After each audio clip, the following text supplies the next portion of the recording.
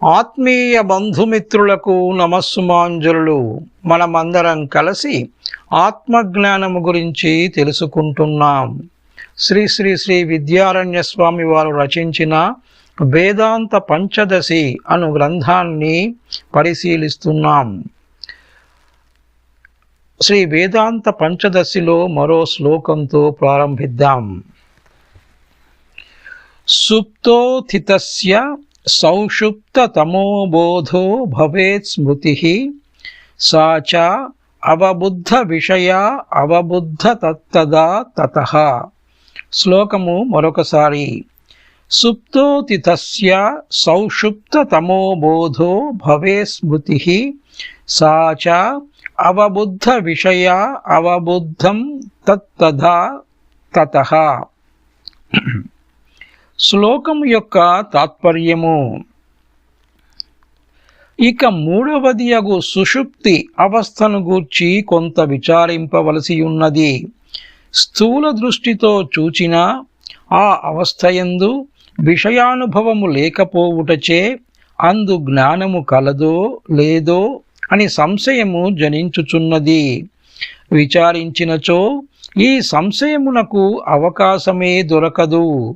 నిదుర నుండి మేల్కాంచినప్పుడు నాకు నిదురలో ఏమీయూ తెలియలేదు అని వ్యవహరించుట సర్వసామాన్యముగా అనుభవములో ఉన్న విషయమే. ఈ విషయము విమర్శించి చూచిన సుషుప్తి అవస్థయందును గ్రహించువాడొక్కడు ఉన్నాడనుట విశదమగుచున్నది. అది ఎట్లు అనినా, అనుభవమనియు స్మృతి అనియు జ్ఞానము రెండు రకములు. అనుభవము అనియు స్మృతి అనియు జ్ఞానము రెండు విధములు. అనుభవములు ప్రత్యక్షాదులు. ఇంద్రియములతో విషయములను గ్రహించుట, గురుతు చేత గాని పోలిక చేత గాని పదార్థములను ఊహించుట, పరుని ఉపదేశముచే ఒక విషయమును నిర్ణయించుట అను ఈ మొదలగునవి అనుభవములు. ఇట్టి అనుభవము వలన జనించి చిత్తమునందు దృఢమైయున్న సంస్కారము కాలాంతరమున సంకల్ప రూపమై ప్రకటమగుట స్మృతి అనబడును. ప్రత్యక్షాదులచే గ్రహింపబడిన విషయమును తగిన సమయమున జ్ఞప్తికి తెచ్చుకొనుటయే స్మృతి అని తెలుసుకొనవలయును. వ్యవహారములన్నీయు జ్ఞాన లాభములే అగుటచే ప్రతి వ్యవహారమును ఎందేని ఏకీభవింపవలయును.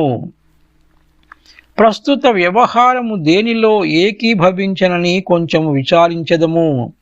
అనుభవమునకు ఇంద్రియ విషయ సంయోగమైనను గురుతైనను పరోపదేశమైనా కూడా ఉండవలయును కదా.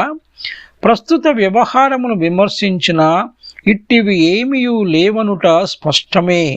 నాకు నిదురలో ఏమీయూ తెలియకుండెను అను వాక్యమునకు నిదురయందలి అజ్ఞానమును నేనెరుగుదును అనియే కదా అర్థము.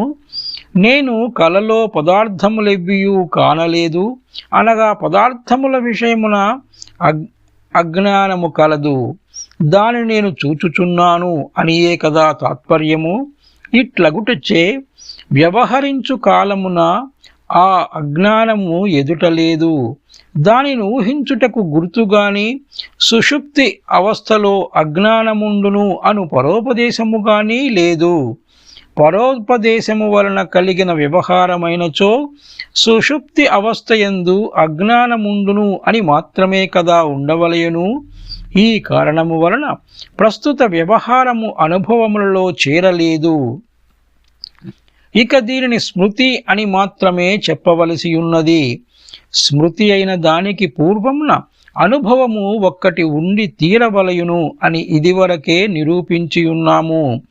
ఈ విషయము లోకసిద్ధముగా కూడా ఉన్నది.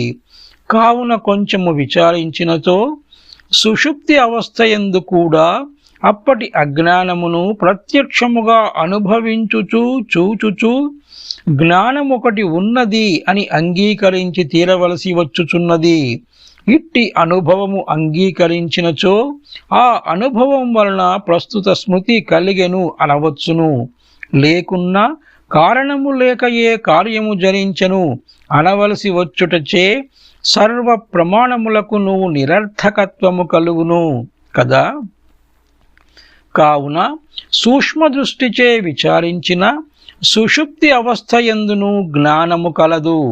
ఇది ఇంద్రియాది సర్వ పదార్థములను తన యందు లీనము చేసుకొనియున్న అవిద్యను అంటే అజ్ఞానాన్ని చూచుచుండును. వ్యవహార వాక్యార్థమును విమర్శించినప్పుడే ఈ విషయము స్పష్టమయ్యను కదా. మరియును సుషుప్తి అవస్థలో ఏదియు లేదు అని సాధింపజూచిన ఆ సిద్ధాంతములకు భంగము రాదు. కలదనుటకు గాని లేదనుటకు గాని సాక్షి ఒక్కడు ఉండి తీరవలయును అనుట నిర్వివాదాంశము. చూచువాడే కదా ఎదుట పదార్థమున్నప్పుడు ఇది ఇచ్చట ఉన్నది అనియును, లేనప్పుడు ఇది ఇచ్చట లేదు అనియును చెప్పగలడు. కావున ఎట్లు చెప్ప చూచినను సాక్షి అంగీకరింపక తప్పదు. జాగ్రత్త స్వప్నముల యందు వలనే సుషుప్తి అవస్థ యందును సాక్షి కలడు. జాగ్రత్త స్వప్నముల యందు పదార్థములను చూచును, సుషుప్తి యందు వాని అభావమును చూచును. సాక్షియే జ్ఞానము. కావున నిర్వివాదముగా సుషుప్తి అవస్థ యందును జ్ఞానమున్నది. ఇట్లు సుషుప్తి అవస్థ యందు జ్ఞానము కలదని నిరూపించి ఆ జ్ఞానము కూడా జాగ్రత్త స్వప్న జ్ఞానముల కంటే భిన్నము కాదు అని నిరూపించుచున్నారు స్వామివారు. శ్లోకము సబోధో విషయాద్భిన్నో నబోధో తత్ స్వప్నబోధవత్. సబోధో విషయాద్భిన్నో నబోధాత్ స్వప్నబోధవత్. ఈ విధముగా సుషుప్తి అవస్థయందు జ్ఞానము కలదు అనుట సిద్ధాంతమయ్యను. కావున అదియు జాగ్రత్త స్వప్న జ్ఞానముల కంటే భిన్నము కానేరదు. ఆ జ్ఞానములు తమచే చూడబడు పదార్థముల కంటే మాత్రమే భిన్నములైనట్లు ఇదియు సుషుప్తు వ్యవస్థ యందలి జ్ఞానమును తనచే గ్రహింపబడు అజ్ఞానము కంటే మాత్రమే భిన్నమగును. అవి తమలో భిన్నములు కాన నిదియు వానికంటే భిన్నము కానేరదు. అన్నియు జ్ఞానములే కదా.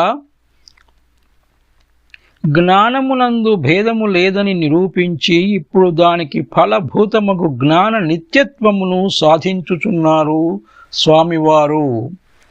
ఇంతటితో ఈ శ్లోకము సమాప్తము. మరలా మరో శ్లోకంతో కలుద్దాం. సర్వే జనా సుఖినో భవంతు. స్వస్తి. ఓం శ్రీమాత్రే నమః.